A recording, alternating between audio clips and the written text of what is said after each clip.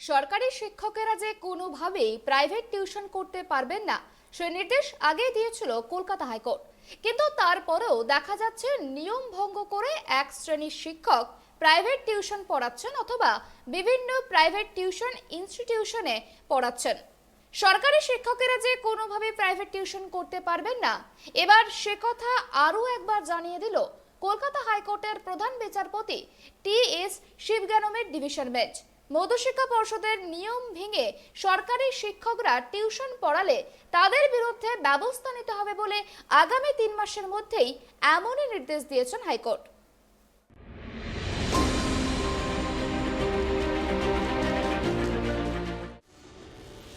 রাজ্য সরকারি ও সরকার পোষিত স্কুল শিক্ষকদের প্রাইভেট টিউশন আদৌ বৈধ নয় বলে ফের জানিয়ে দিল কলকাতা হাইকোর্ট।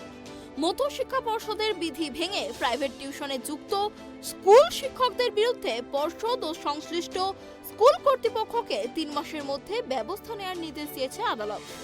না হলে সংশ্লিষ্ট স্কুল কর্তৃপক্ষের বিরুদ্ধে আদালতে পদক্ষেপ গ্রহণ করবে বলে শুক্রবার নির্দেশ দিয়েছে কলকাতা হাইকোর্টের ভারপ্রাপ্ত প্রধান বিচারপতি টি.এস. শিবজ্ঞানম ও বিচারপতি হিরণময় ভট্টাচার্যের division bench. Private tutor welfare অ্যাসোসিয়েশনের তরফে দায়ের করা একটি জনস্বার্থ মামলায় এদিন প্রধান বিচারপতির ডিভিশন বেঞ্চ ওই নির্দেশ দেয়। প্রসঙ্গত, সরকারি ও সরকার পোষিত স্কুল শিক্ষকদের প্রাইভেট টিউশন অবৈধ বলে আগেও নির্দেশ দিয়েছিল হাইকোর্ট। শুক্রবার কার্যত পুরনো সেই নির্দেশের কথাই আরও একবার স্মরণ করিয়ে দিল আদালত।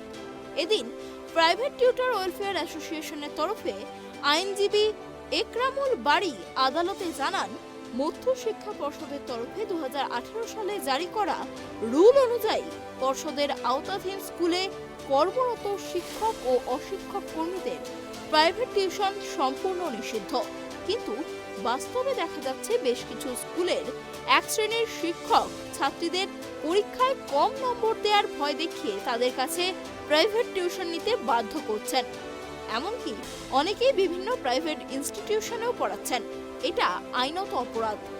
পর্ষদের তরফে আইনজীবীদের বিষয়টি খতিয়ে দেখে সংশ্লিষ্ট শিক্ষকদের বিরুদ্ধে উপযুক্ত ব্যবস্থা নেওয়ার আশ্বাস দেন।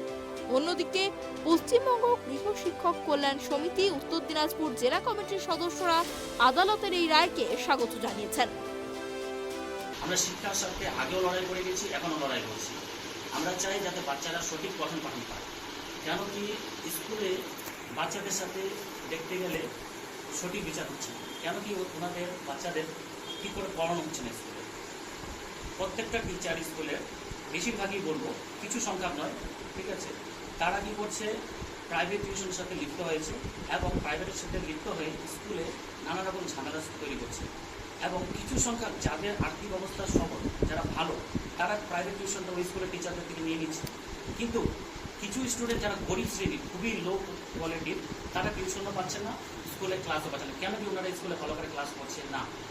কেন করছে না? কারণ সকাল থেকে যদি 7টা থেকে একটা টিচার স্কুলে পড়ানো শুরু করে টিউশন বাড়িতে, 7টা থেকে যদি 10টা বা 10:30 অবধি পড়ি, যদি স্কুল যায়, স্কুল যাওয়ার পরে যদি আবার স্কুলে যদি ক্লাস করে, দেন আবার এসে বিকেল 5টা থেকে টিউশন ধরে রাত 10টা 11টা অবধি টানে, পরের দিন কী হবে, ওনার কিন্তু সেই এনার্জিটা থাকবে না বাচ্চাদের পড়ানো।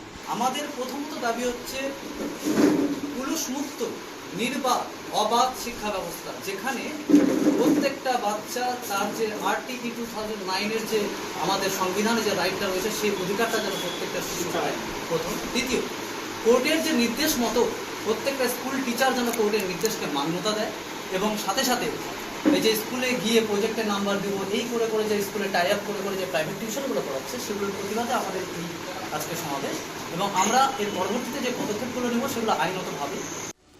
হাইকোর্টের নির্দেশ হাতে পেয়ে সংগঠনের দেয়া তালিকা অনুযায়ী সরকারি শিক্ষকদের পর্ষদের জেলা দপ্তরে ডাকা শুরু হয়েছে বলে সূত্রের খবর। সংগঠনটির রাজ্য সম্পাদক দীপঙ্কর দাস বলেন, সরকারি স্কুলের শিক্ষকদের প্রাইভেট টিউশন বন্ধের সরকারি নির্দেশ আমাদের পক্ষে ছিল, এবার কোর্টের নির্দেশও আমাদের পক্ষে গেল। তবে এতে হাত গুটিয়ে বসে থাকা যাবে না, আমাদের সতর্ক থেকে নতুন নামের তালিকা তৈরির কাজ চালিয়ে যেতে হবে। শুক্রবারই সর্বভারতীয় গৃহ শিক্ষক সংগঠনের তরফে 600-র ওপর স্কুল শিক্ষকদের প্রাইভেট টিউশনে জড়িত থাকার অভিযোগপত্র জমা দেওয়া হয় শিক্ষামন্ত্রী ব্রাত্য বসুকে। Bureau report, tribe TV.